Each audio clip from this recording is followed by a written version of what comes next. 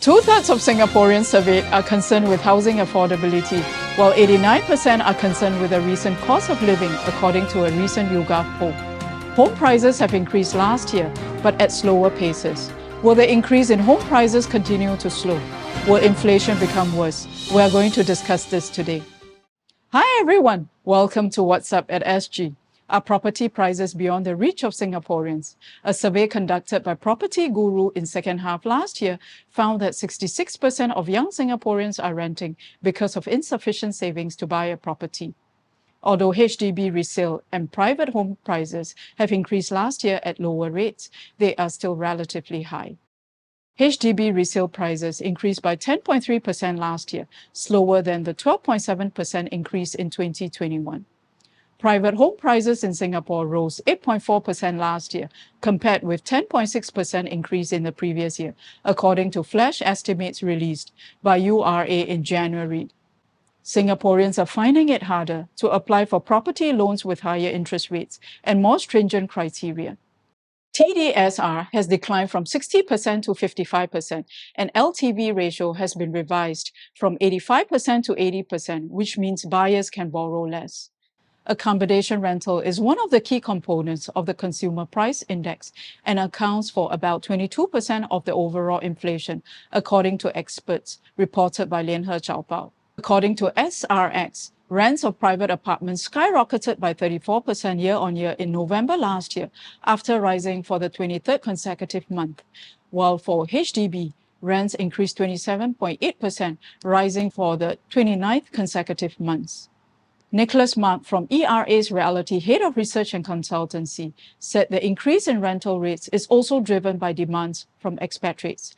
Singapore climbed 4 places to number 8 in the list of the most expensive cities for expatriate living in the world, according to the 2022 Expatriate Cost of Living Survey by ECA International, the world's leading human resource consultancy company.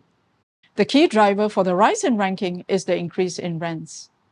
The job market is starting to pick up after more than 2 years of COVID-19 pandemic. Companies are hiring more, and foreigners are gradually returning to work in Singapore. Despite the high cost of living, Singapore remains an attractive destination for expatriates, with good choices of accommodation, excellent transport, access to the internet, first-class medical care, and excellent schools. Singapore was tied with New York as the most expensive cities last year, for the 8th time in 10 years, across 172 major cities worldwide, according to EIU.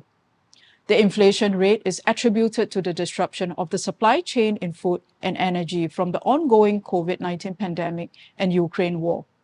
Rental increase could slow this year as vacancy rate could gradually increase as more new homes are completed this year, according to industry expert Ken Fong at Bloomberg. He further added that rental increase could slow to 10 to 15% this year to partly offset higher mortgage payment amid rising interest rates as 3-month SIBOR and SORA could climb higher in tandem with the US Fed funds rate.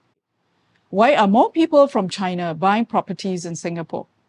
The suppression of CCP has driven many Chinese billionaires out of China. Chinese buyers account for the largest group of foreign buyers, purchasing 932 condos in Singapore in the first 8 months of last year, followed by Malaysians at 566 units, according to Orange Tea and Tide. The proportion of condos purchased by PRs rose from 16.3% to 17.4% in the first 8 months last year over the previous period, and increased from 14.6% to 23.6% for foreigners. According to Bloomberg, the chaotic closure of Shanghai under the CCP's zero-COVID policy is an important factor for people leaving China. CCP's Marxist ideology of common prosperity has also caused wealthy Chinese to flee. The tightening of regulations of many industries by CCP is another major reason for people to leave China. The Wall Street Journal reported that after the suspension of Jack Ma's IPO of Ant, CCP launched a rectification campaign where a number of domestic tech giants were fined. The crackdown was expanded to many industries such as education, online games, entertainment, and real estate. According to SCMP, Christine Chang, who is from China, has been spending several months in Singapore every year since 2015 as her son is studying here. Her husband has recently changed his mind and decided to make Singapore his permanent home. Zhang said, a sluggish domestic market, escalating lockdowns against COVID-19, depreciating properties, and the weak yuan are all eating away at our wealth, as well as tighter tax scrutiny ahead. The point is, we don't know how long this will last. Many people from China, like Christine's husband, are no longer using Singapore as a base to conduct businesses. Singapore is increasingly becoming more appealing to millionaires on the move. Wealthy Chinese see Singapore as a safe haven to park financial assets, complemented by low taxation while offering them relative freedom, a welcoming environment, and pro-business climate. Majority of the Singaporeans are ethnic Chinese, which eases their assimilation into the local society. The net migration of high net worth individuals is estimated to climb 87% to 2,800 last year as compared to the previous year, according to SCMP. Family offices in Singapore, which manage the wealth, investment, and assets for these rich individuals, doubled to more than 1,400 last year from the previous year. This is in spite of tighter regulations in April last year, which require family offices to commit to increasing minimum assets under management from 10 million Singapore dollars to 20 million Singapore dollars within 2 years and hire local professionals to qualify for tax exemptions. Demand for family offices remains strong. In an exclusive interview with Lian He Chaopao, Vigna Raja, Head of Taxation and Trust and Co-Head of Private Wealth at Raja & Tan LLP, revealed 600 family office applications are pending approval and will conservatively bring into Singapore 12 billion yuan or 2 billion Singapore dollars worth of funds.